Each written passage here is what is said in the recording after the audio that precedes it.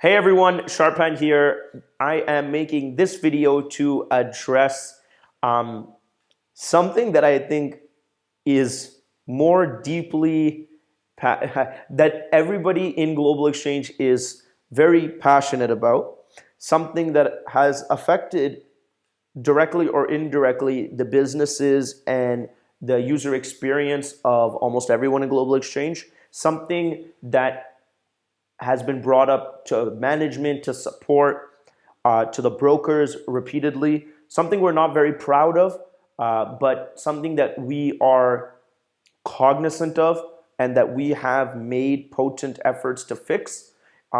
Something that we're not alone in struggling with, which is the speed, the efficacy, and the efficiency of our withdrawal system for crypto.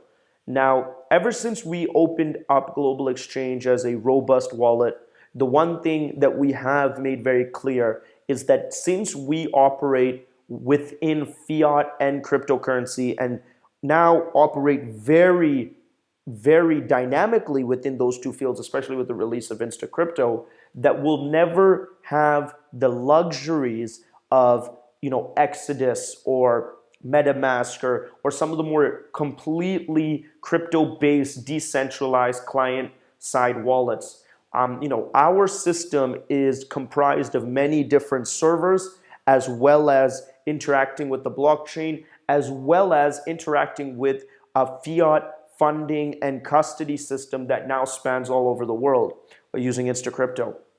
So due to those advantages, the disadvantage of that is that our auditing, our compliance, our internal accounting system, takes longer when trying to process withdrawals. And what I've always made my priority is to bring down the worst case scenario time, because the best case scenario time nobody ever hears about. Nobody is joyous when they get their withdrawal done in 10 minutes. Nobody is thrilled when they get something done quickly because that's what they think the status quo is, which it's actually not, but even if they believe that is, that's great. What I'm committed to trying to do is figure out how to take the withdrawal that took 7 hours and bring that down. And those worst case scenario circumstances arise when the complexity of that user's transactions, how they funded their account, the combination of potentially interest, broker commissions, fiat deposits, and crypto deposits conflict, and our system actually has, to compute all of that. And if that is the case, how do we continue to make that shorter? How do we continue to make that more efficient?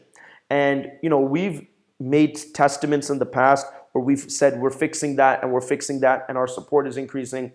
But what I really came to the realization of is that we owe it to our customer base not just to continuously invest in fixing it, but we owe it to our customer base to compensate them for when we make shortcomings. So again, before I go into what our new initiative is around this, I want to make one thing clear. None of our apps none of the global exchange based applications, which are vast at this point, are going to be the fastest withdrawals ever, or even the fastest transactions ever. I mean, maybe terminals or something, some of those high frequency trading stuff we're releasing will be, but not the majority of consumer applications, because that's not what we built any of those apps value propositions on. But what we are committing to is not having a catastrophic wait or withdrawal time. And I think that it's kind of cheap when companies just continue to reassure customers that something that could be catastrophic is going to be worked on. So what we're doing is we're actually adding a proactive consequence or a fine targeted at us for when we mess up. So how this looks is that we're going to enact a time-based fee that we will pay to the user in the case that the withdrawals that they made takes longer than expected. This, I think, is going to have a pretty profound effect. It's definitely not advantageous for the company. No company would be ever willing to do this. And the reason is because there are a myriad of reasons why withdrawals could get elongated, and it's almost impossible to predict them in advance.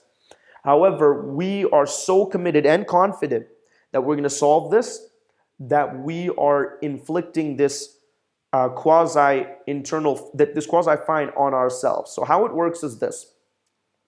If you make a withdrawal, and this is going to be superimposed over all the GX apps, and as you start to get acquainted with all the GX apps, you'll start to realize that this is a pretty ambitious initiative because there's going to be a lot of volume.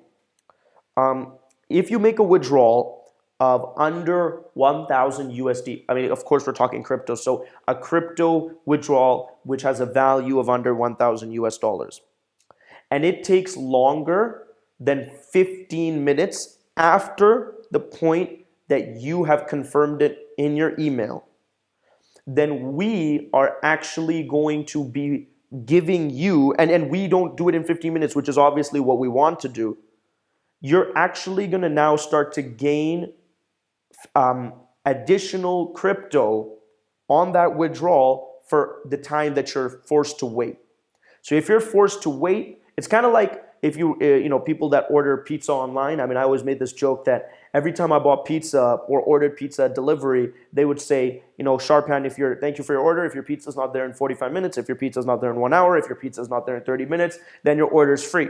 Or you get this, that, and the other. Now, or if you don't, McDonald's or Burger King, I think it was would say, if you don't get a receipt, then your order is free. And I always wondered, did anybody actually claim those? But for sure they did.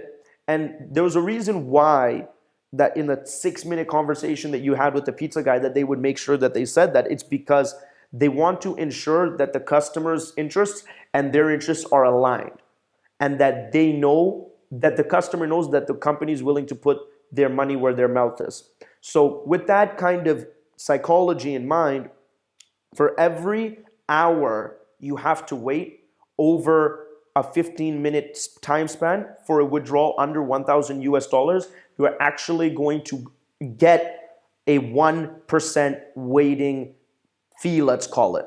So if your withdrawal takes 1 hour and 15 minutes, 15 minutes is the first 15 minutes where we're not penalized, but for every hour after that, you're getting an additional percent of the withdrawal total.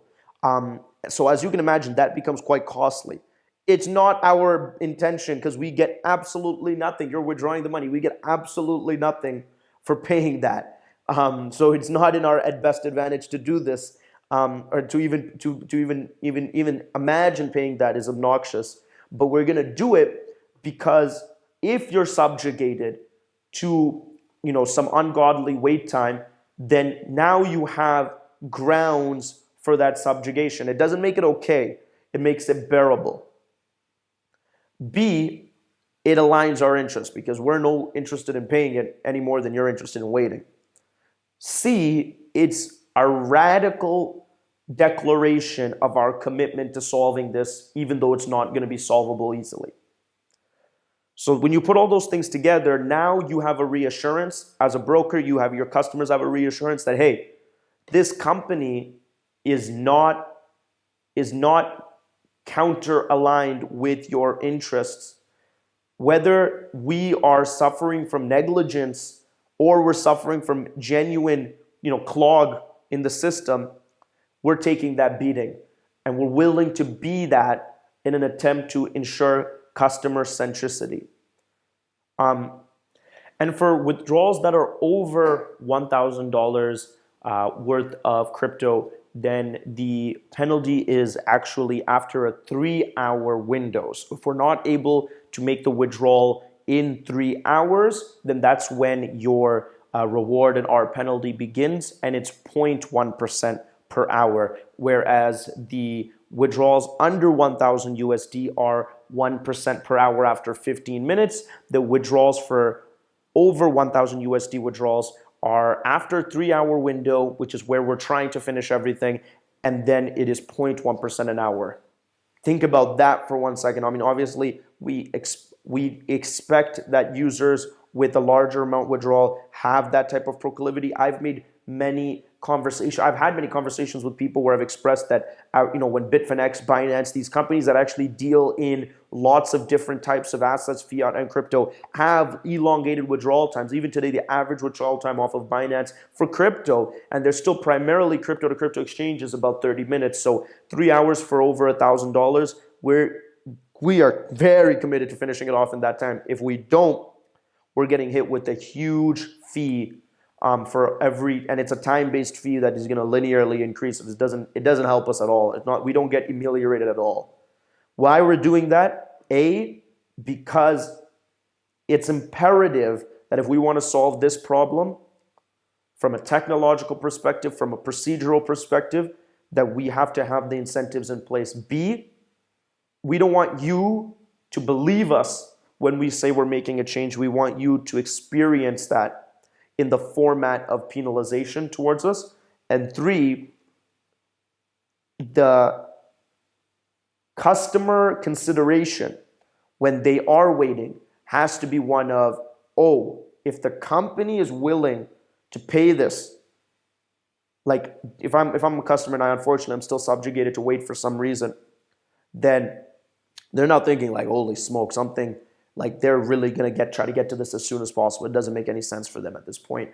And I'm benefiting greatly as the customer. So I think, because obviously at 1% an hour, I mean, that's ridiculous. But the reason we're doing that is because in that ridiculousness comes, Jeff Bezos would always quote the very famous kind of aphorism that says, necessity is the mother of invention. Trust me, this type of financial pain is going to be the mother of very good invention. And so we're definitely happy that we get to do this initiative, but we are not going to leverage this initiative to come to no solution. I mean, this is, again, on the back of the fact that we're about to onboard more users than ever has been even exposed to global exchange. And so this is just one additional differentiation, one unique selling proposition, and a finite statement as to our commitment to being user-centric first above all else.